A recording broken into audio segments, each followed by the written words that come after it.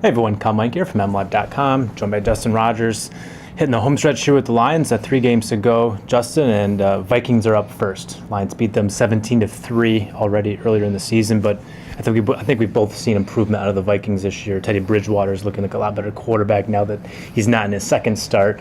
What have you seen from the Vikings, and how do you see this game breaking down? We actually have 7 games to go, obviously, with the Super Bowl and the games building up to that. But thanks, Coach. Thanks. Yeah, no, with the Vikings, they scored 3 points against the Lions the last time. Yep. Bridgewater has improved. Their offensive line has improved slightly.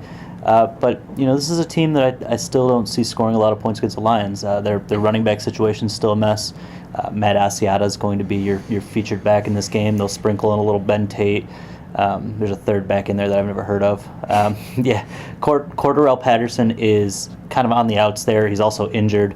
And then their defense is a mess. They've got 3 starters out this week. So, I don't see how this is not a very winnable game for the Lions. Matt Asiata had 2 carries for -5 yards in the first game against the Lions, and obviously they went away from him. He was actually playing a lot going into that game, and they went away from him because they thought McKinnon had a better chance of bouncing away from that Detroit Lions defensive line. Well, obviously he's gone for the year, and so you're at Matt Asiata. And really, it could be Adrian Peterson maybe, and it wouldn't make much of a difference against this Lions defense. I mean, look what the Bears did a couple of weeks ago with Matt Forte, one of the best tailbacks in the game, went totally away from him. Just nobody can run the Lions at this point, so you have to beat them if you're going to beat them through the air. And I have seen progress from Bridgewater. At the same time, the Vikings are 30th in passing for a reason. Patterson has been I saw him listed as questionable for this week's game, and I thought that was kind of a philosophical statement as well, just because his game has been questionable this year. Sure. And I just don't see how this Vikings team is going to be able to score in a way that'll help them keep up with the Lions. I just don't see it happening. It's a nice story for them with Charles Johnson. Grand Valley State kid. Grand Valley State, who's bounced around a little bit around the league. Lakers. He's playing very well for them, but if that's your best weapon coming to a game against the number 1 scoring defense in the NFL, you've got problems. You really do.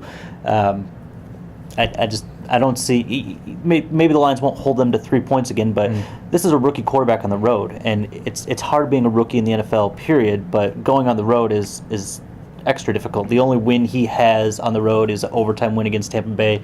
We just saw Tampa Bay. We know they're not that great of a football team. So there's little reason to believe they're going to put many points on the board here. The Vikings are 6-7 on the year. At the same time, they have won 2 in a row. They have won 4 out of 6, yeah. and the reason is their defense is actually pretty okay. Harrison Smith's having a great year. They can get after the quarterback.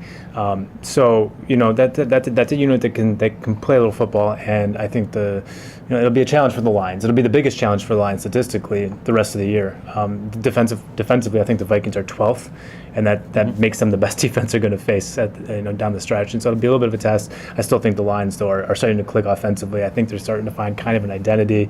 I talked to Jim Bob Cooter this week about just Matthew Stafford's progress, and just talking about how he's seen all of their off-season work starting to pay off, especially with the footwork. His footwork's been improving throughout the season. That's put him in a better position to make the right pass more consistently, and then also just his grasp of the offense. I think we've kind of undervalued that a little bit. How big of a leap that was for Stafford, and not just Stafford, but his pieces too. We've heard about broken patterns and missed assignments and so forth throughout the year, and I think everyone's just starting to get a better feel for the offense, and that applies as well to Stafford, and that's helped the offense turn a corner. And this will be a tough test for him, but I think that they're just going to be too much for the Vikings. He's coming off the best 2-game stretch of his career, and I think in a lot of ways you can throw that Chicago game out the window. That's a garbage defense with a banged up, terrible secondary.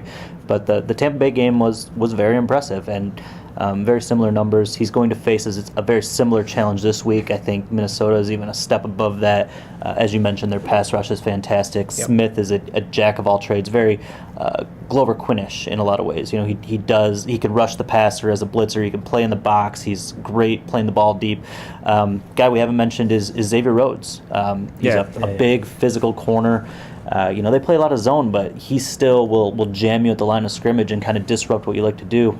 They've held very good receivers this year to significantly below their season average. Jordy Nelson twice, Julio Jones, Golden Tate, all held under 90 yards by this defense. So, they've got a lot of things working for them. Obviously, the Lions didn't have Calvin Johnson last time, but Stafford had 185 yards. He's going to be put to the test against a good pass rush and a above-average secondary. Score. I think it'll be a little bit lower scoring. I don't think the Lions are going to put 34 on the board again for the third straight week. But as mentioned, I don't think the Vikings are going to score a lot either. So I'll get this one at 23-13.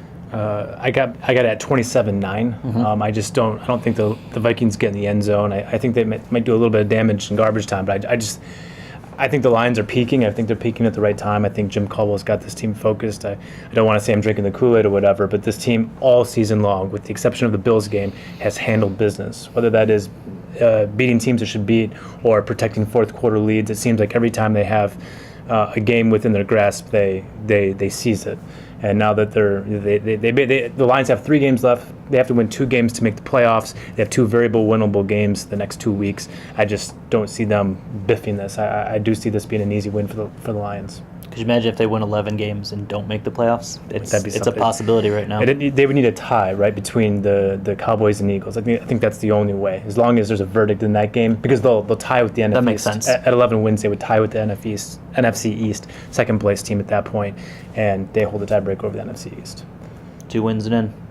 Basically, barring the tiebreaker, which makes it even more improbable if that were to happen, if that game were to tie and the Lions miss the playoffs at 11 wins. That would be the most Lions thing ever. On that note, for Justin Rogers, I'm Kyle Meinke. We are MLive. Keep it right here.